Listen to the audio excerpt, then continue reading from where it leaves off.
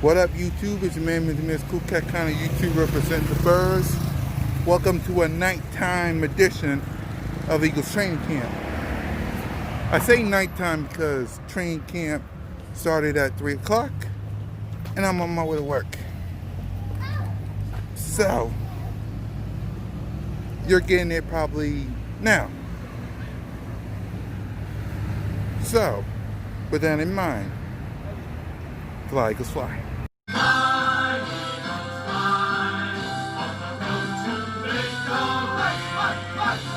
Eagles fans everywhere to our continuing coverage of Eagles Training Camp 2020, presented by Independence Blue Cross here at the NovaCare Complex.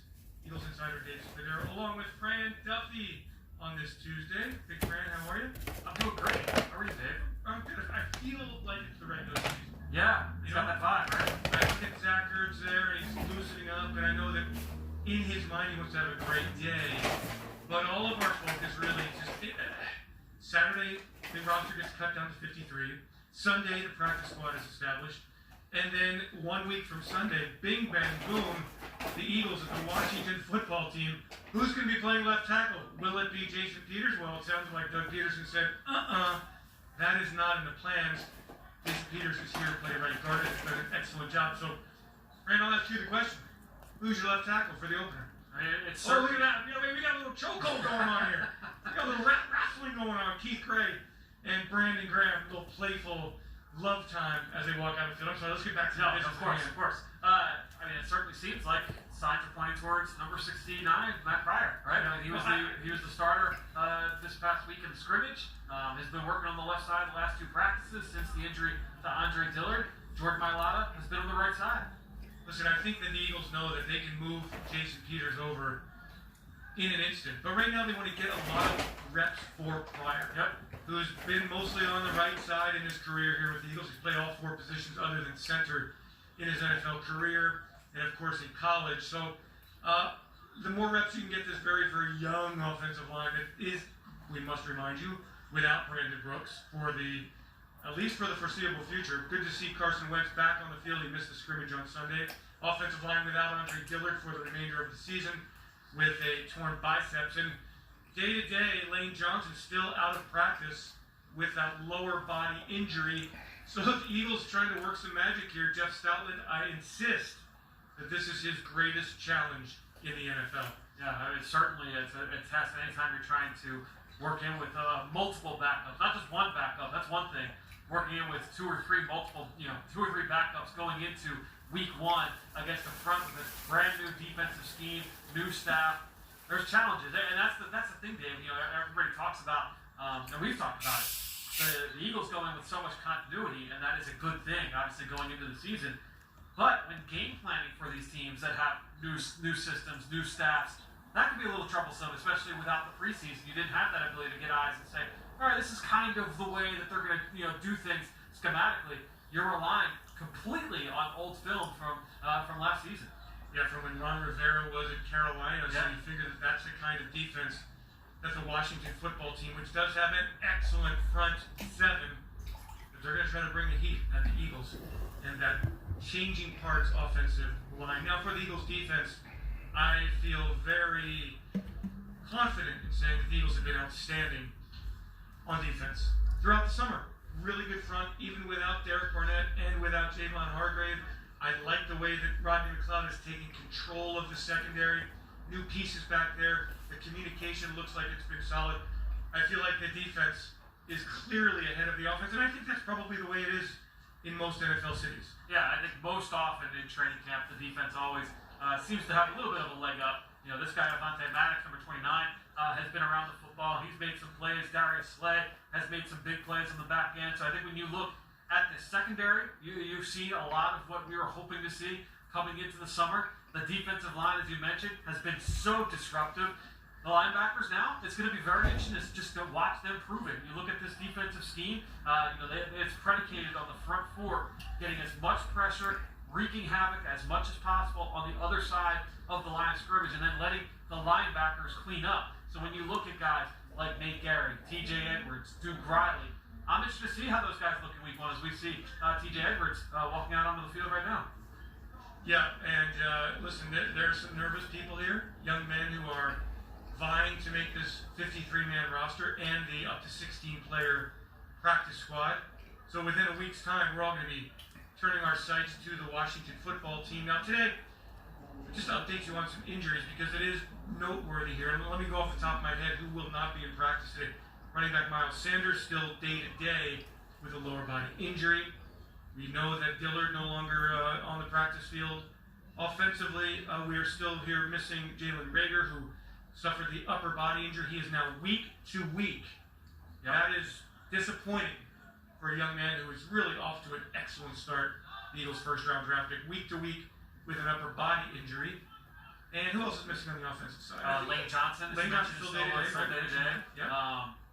I believe that's Dallas Goedert missed practice or missed the scrimmage on Sunday as well. Have not seen him on the field here.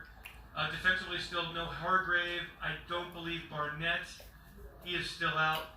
Otherwise, the defense seems like it's in pretty good shape, at least at this point. And again, half of this is getting ready for Washington, and the other half is looking at the Eagles and this roster. And there's a player who has been impressive. John Hightower really has shown up in this camp, and Doug Peterson talking about that this morning. He's pretty much made plays along with that guy every day. Yeah, I mean, he's shown up every single day. He's made plays. Certainly showed up in that scrimmage today. I'd love to ask you, who were some of the guys that caught your eye on Sunday? Yeah, well, I mean, look, it's really hard to tell defensively. Trying to think here. Hightower, Yeah. Deshaun Jackson. Let's see, running back wise, Elijah Holyfield has been really good. Had a couple nice reps in pass protection, like Yeah. just where he stood the Solid, blitzer in the hole. Yeah. I think Corey looks good. Now, Corey, the drill here is how many footballs. Looks like Carson Wentz is practicing just a little bit. The footballs. Just a little bit. In his arms, and then so he's up to 4 now. Can he catch 5? Just a little bit. Oh. We've got a little Zoom call today with Acme, so I'm going to make sure that Corey Clemens hears about it. We caught him red-handed there with 4 footballs in his arms and unable to bring down the 5th one. But Boston Scott, I think, does look good. Offensive line-wise, tough to tell, honestly. Yeah. I think there's been so many moving parts. I think Jordan Mailata, at times, really, you see a lot of improvement from him. Really has. I think Isaac Seumalo had a really good rep against Malik Jackson. I think he threw him to the ground. I recall seeing that. Yep. I think defensively, Josh Sweat, I thought Josh Sweat looks showed good. up. Yep, Josh Sweat. I thought Joe Osman has had a nice camp here. Sure. I think that who had the pick that got called back with the penalty on I the think it was, side? I think James. Big had play, the- Slay. Yeah, he gave up a couple after the interception. Will Parks had an interception on a tip pass. And that was without. I thought Nate Sudfeld took some really valuable reps Yep. in that practice with the ones. He and Jalen Hurts splitting time with the ones. So good reps.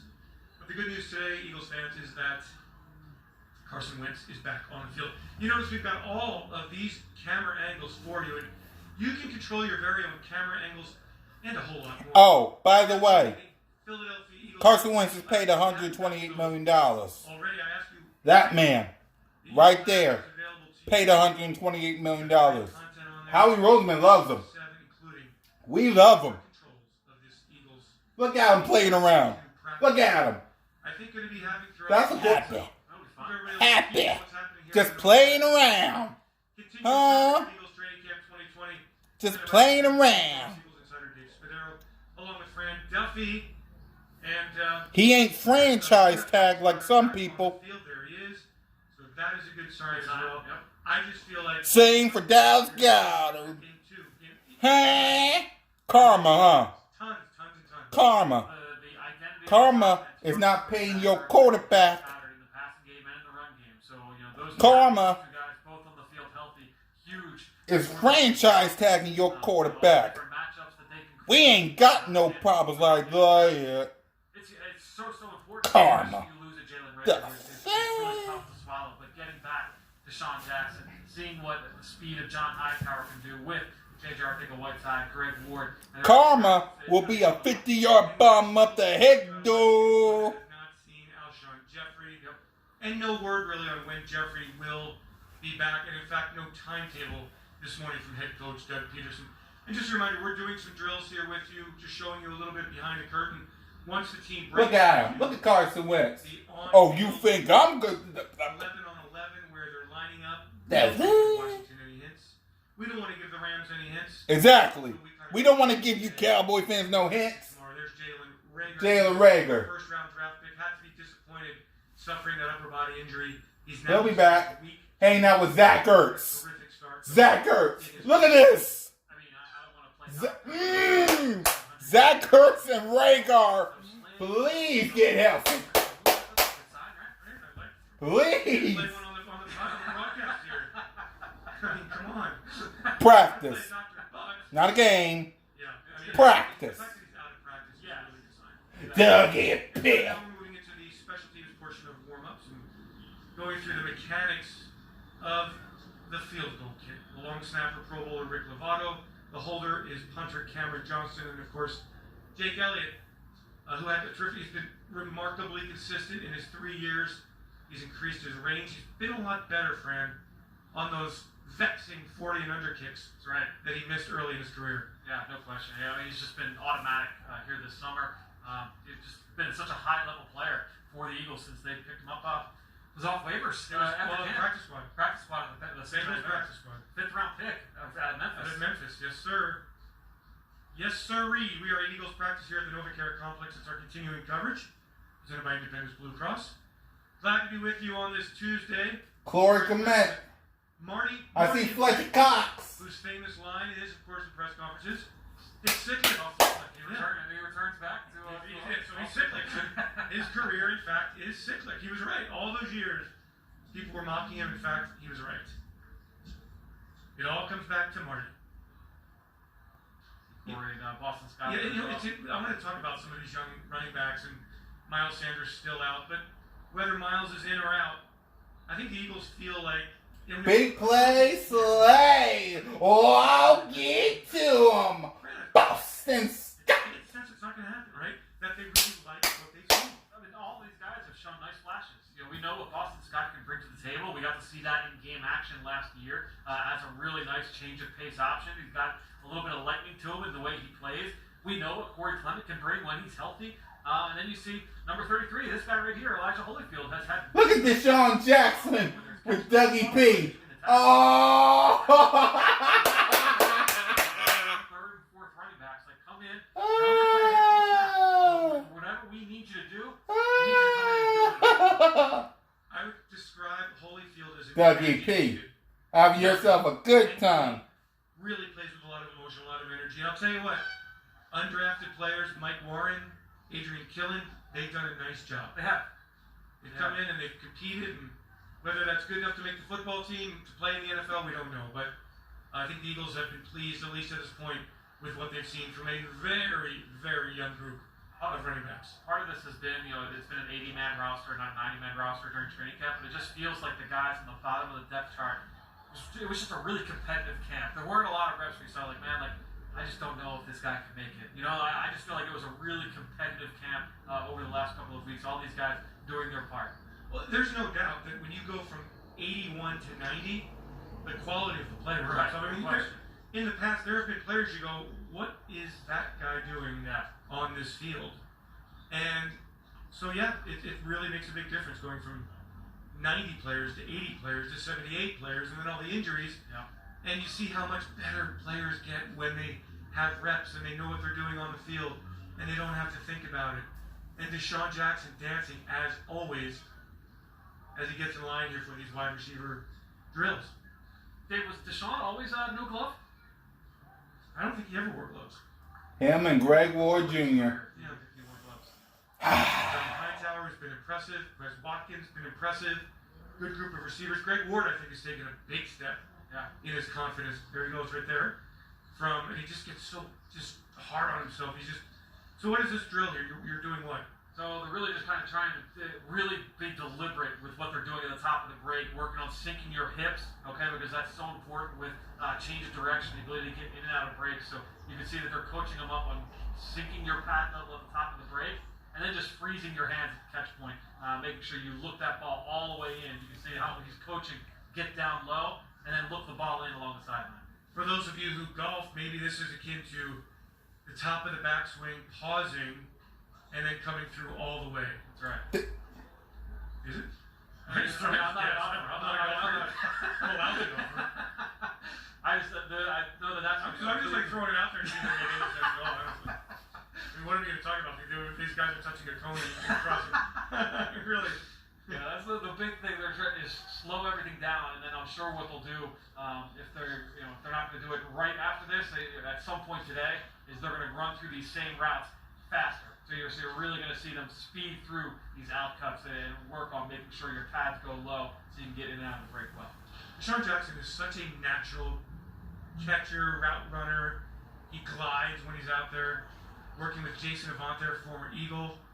I think this wide receiver group and the coaching staff, they deserve a lot of credit for getting some young wide receivers up to speed very, very quickly without the benefit of preseason games. And now the Eagles are going to go into the season relying on some of these young receivers. The J.J. Arcega-Whitesides, the Greg Wards, maybe if Hightower, Watkins, who knows who makes the team here, but they're going to need all of these players early in the season. Yeah, they did last year too, where you're going to go to the bottom of the depth chart and you have to make sure that all these guys can play. With these receivers, it seems like it's just a very well-coached group this year. Everything's sharp, everything's deliberate. There's not a lot of sloppy play out there. You're going to get your drops every once in a while. That's a part of playing receiver. But overall, the guys have just looked a lot sharper here this summer.